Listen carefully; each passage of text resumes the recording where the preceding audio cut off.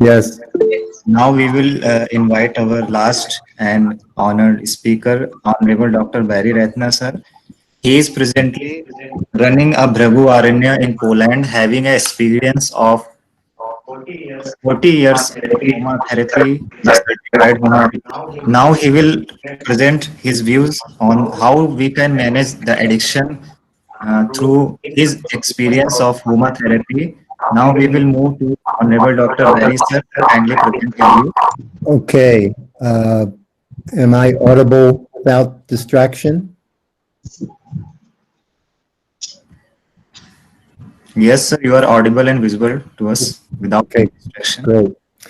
So I wanted to thank Karuna and Samyak for this opportunity. Uh, what I'm going to talk about is a little bit of theory, but mostly practice, because the ground has been tilled by the previous speakers. And what I'm going to talk about is what can we do about addictions? And this will be, especially the last speaker talked about Vedas, talked about yajna therapy, talked about swadhyaya. This is, as they say in America, right in my wheelhouse. Now, first, I want to just read a very short message that came to my neighbor here at Ecovillage, Bhrugu, Aranya. And it talks about today. It talks about sobriety today. And it goes like this. And above all, stay sober. Do not squander your grace given gifts on a mind altering reality, which will weaken not only your resolve, but the very fiber of your beings.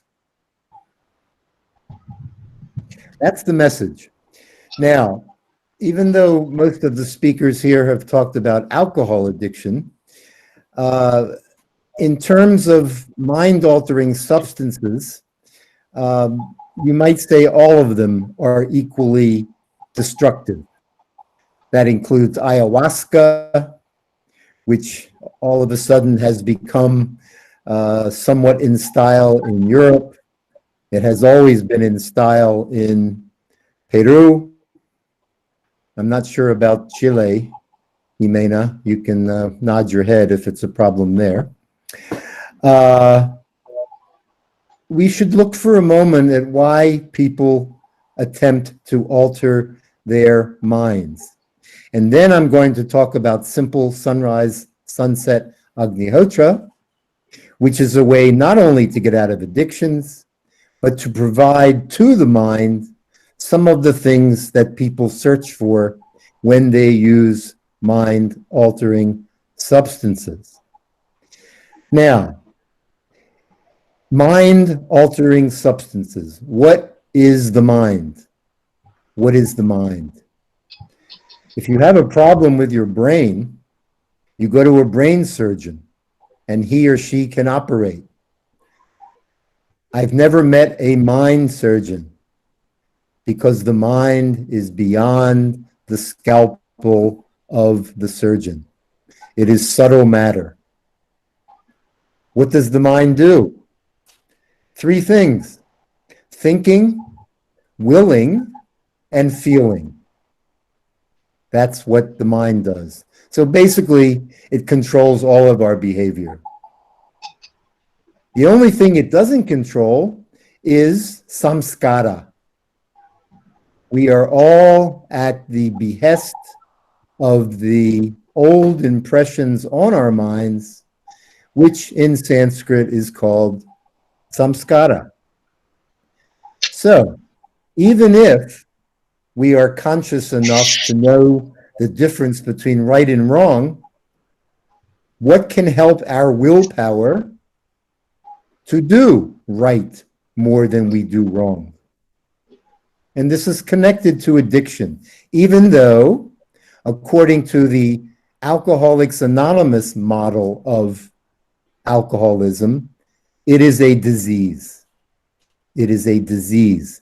It's not a conscious decision. No one decides to become an alcoholic or a cocaine addict or a marijuana addict. Now,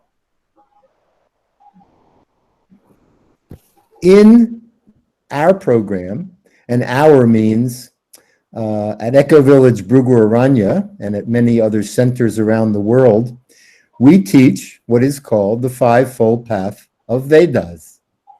And the speaker before myself just spoke about two or three of the five aspects. The five aspects are yajna, dan, tapa, karma, and swadhyaya. So, in our Homa therapy drug alcohol detox program, the patient does a lot of yajna, a lot of tapa, and a lot of swadhyaya. The person goes to a center which teaches this. They do a minimum of 4 hours daily of Om Trambakam Yajna. Om Trambakaya Jamahe Sugandhim Pushtivardhanam Uvarukamiva Bandhanan Mrityor Mukshiyamamritat Swaha. And when they say Swaha, they put a drop or two of ghee into the cow dung fire. This is not the most important yajna. The most important one is daily sunrise, sunset, Agnihotra. And because we say believe what you experience, I would suggest that you visit one of three different websites.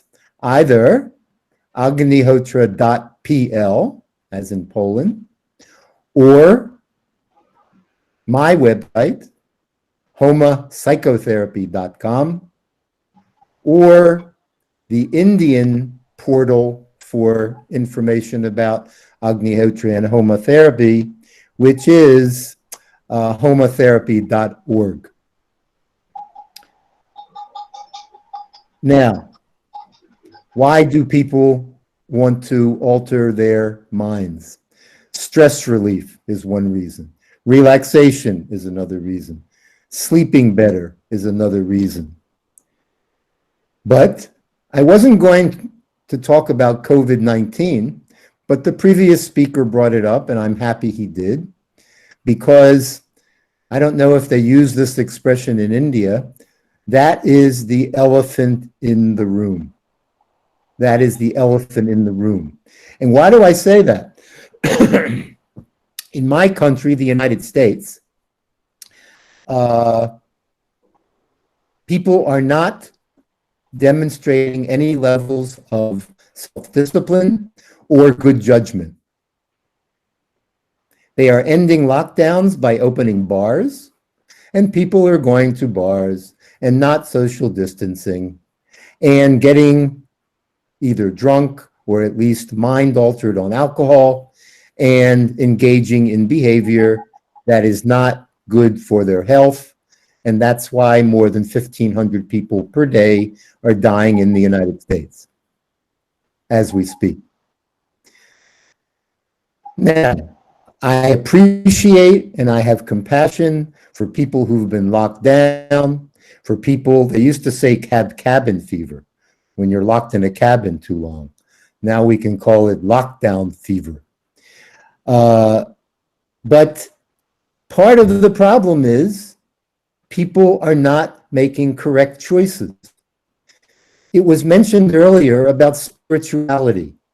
I believe the kind doctor in Uganda spoke about how spirituality is so important in their country. Well, this is true. People who have a spiritual outlook on life know that certain behaviors are what might be called dead ends. They will not lead to higher consciousness. They will not lead to spirituality, and they will put us back in the mud with that 1940s car that was shown, I think, by Karuna. And by the way, you know, with addiction, there's the famous quotation that an addiction is doing the same thing over and over and expecting a different outcome. That's really the definition of insanity, one of the definitions, but it works for addiction, because addiction is a form of insanity. Again, no one chooses to be an addict. Agnihotra at sunrise and sunset, it does not take a long time to see its effects. It takes about 2 weeks. 2 weeks, 10 minutes at sunrise, 10 minutes at sunset for 2 weeks. It costs virtually nothing. You can get an Agnihotra pyramid at any of those 3 websites I mentioned. We do not do the yajna that was in the picture outside in the clay kunda. We do it in a small copper pyramid. And we burn cow dung and cow's ghee. And we do, I'm glad that mantra therapy was mentioned by the previous speaker, because you have to do a mantra when you do Agnihotra. But it's very short, very easy to learn. And again, believe what you experience. 15 days.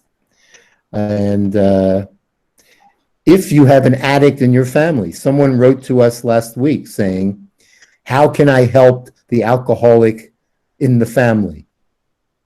Well, Agnihotra is one answer, because when you do Agnihotra in your house, everyone in your house benefits, even if he or she is asleep, not in the room, doesn't know what you're doing.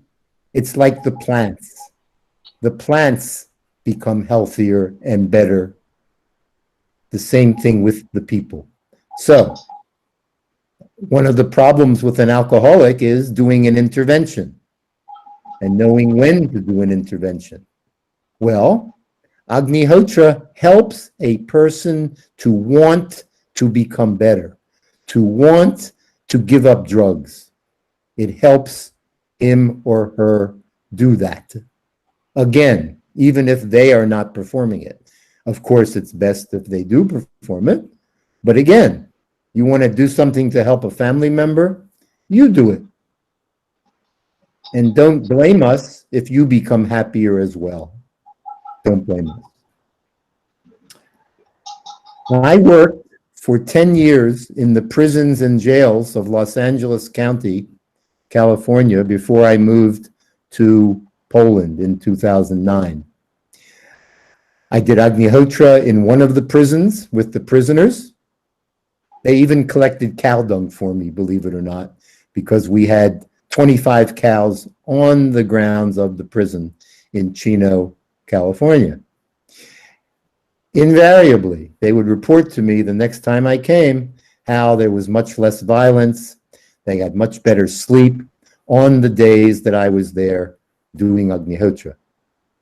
I worked at a rehabilitation center in Pasadena, California. And I did 1 hour of Om Trambakam Yajna when I was there. The results as well were very encouraging. Now, just to tie a few things together, there was an interesting study done in Mysore with HIV/AIDS children. And after doing Agnihotra for many months, their viral levels decreased, and one of the proteins that are helpful to control of HIV/AIDS increased. Now, HIV/AIDS is a virus.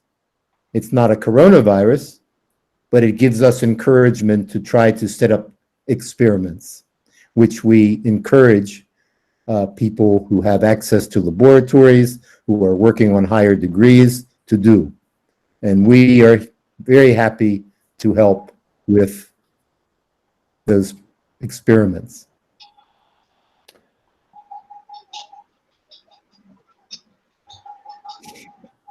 Times are different now than they were before.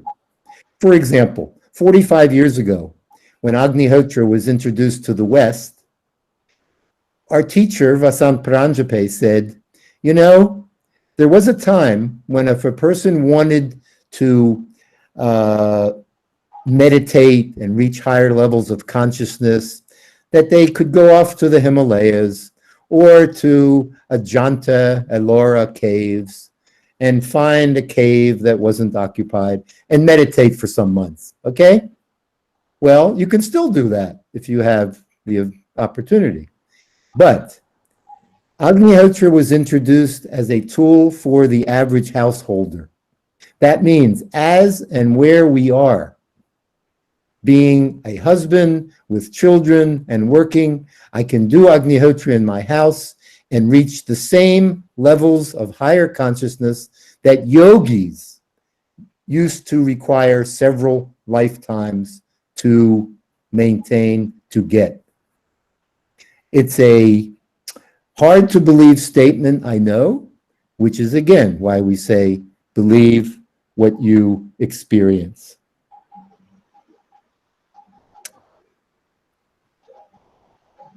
In our Homa therapy drug alcohol detox program, I told you they have the 4 hours of Om Trambakam, yajna the person does. They do 3 or 4 hours of physical work, and they do intense dietary changes. If they come into the program and they are non-veg eaters, they must maintain a 100% vegetarian diet. If they come into the program and they are already vegetarians, they must maintain a 100% raw food diet. In addition to that, there are at least 5, 6, 7, 8 days of juice fasting per month. And they are not only encouraged, but required to keep silence, Mೌн, to keep silence for many hours each day. And in fact, when I did the program in 1991, there were times when I was keeping silence for 5, 6 days on end. And any messages I needed to send to people, I would write down on a piece of paper.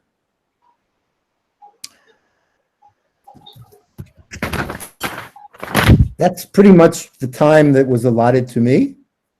If there's still time to answer questions, I'm happy to do so. So you have 2-3 minutes to conclude your topic. But I have nothing else to say. No, I'm kidding. Okay, thank you. No, I'm kidding.